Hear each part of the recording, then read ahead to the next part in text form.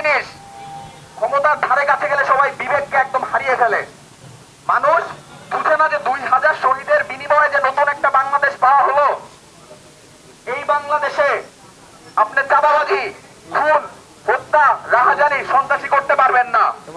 মাঠে আসে যারা হত্যা হইলে মাঠে আসে, খুন হইলে মাঠে আসে, সন্ত্রাসের বিরুদ্ধে মাঠে আসে।